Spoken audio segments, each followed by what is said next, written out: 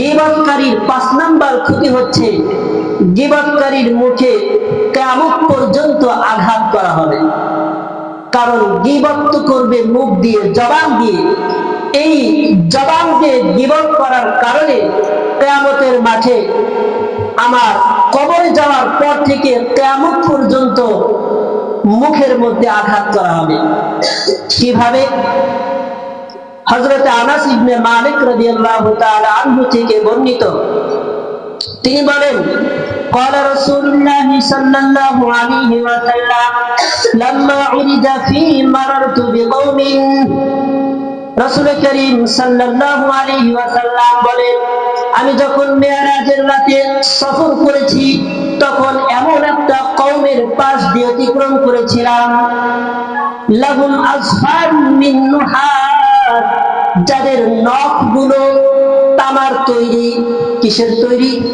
তামা দিয়ে তৈরি করা হয়েছে যে নখগুলো। রাসূল বলতেছেন, ইয়াখমিশুনা উজুহাহুম ওয়া সুদুরাহুম, এই লোকগুলো তাদের নখ দিয়ে তাদের মুখের মধ্যে এরকম আঁচড়াচ্ছে, এরকম আঁচড় দিচ্ছে, খামছ বলে খিমছ দেয়, এরকম করতেছে, তার বুক আঁচড় করতেছে।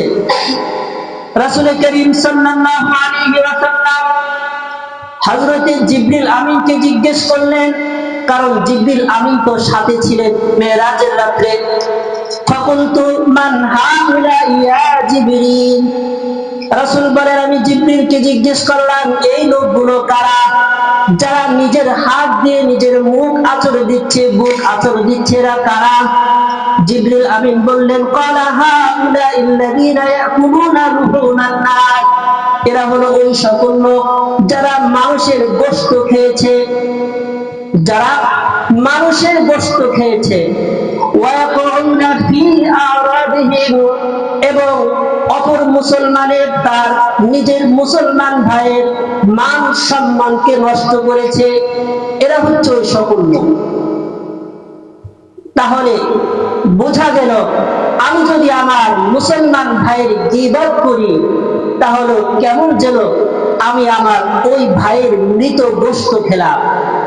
আয়াতের মধ্যে এসেছে, ওয়ালা ইয়াগতাব বা'দুকুম বা'দা, সাবধান, তোমরা একে অপরের গীবত করবে না। আইয়ুহিব্বু আহাদুকুম আইয়াকুলা লাহমা আখিহি, তোমরা কি পছন্দ করো, তোমরা কি চাও যে তুমি তোমার অপর ভাইয়ের মৃত ভাইয়ের গোশত খাইবা? ফাকারিহতুমু, অবশ্যই সেটাকে অপছন্দ করবে। তুমি কখনো চাইবে না যে আমি আমার মৃত ভাইয়ের গোশত খাই, এটা কেউ চাইবে? চাইবে না।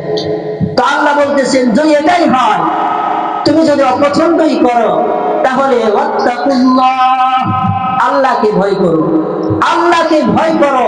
সাবধান, তুমি তোমার মুসলমান ভাইয়ের দোষ চর্চা করবে না, গীবত করবে না, তার অনুপস্থিতিতে এমন কথা বলবে না যেই কথা শুনলে তোমার মুসলমান ভাই মনে কষ্ট পায়, আঘাত লাগে, এমন কথা বলা যাবে না। আল্লাহ তাআলা আমাদেরকে অন্যের গীবত থেকে, মুসলমান ভাইয়ের গীবত করা থেকে, দোষ ত্রুটি খোঁজা থেকে বিরত থাকার তৌফিক দান করুন। সকলেই বলে আমিন।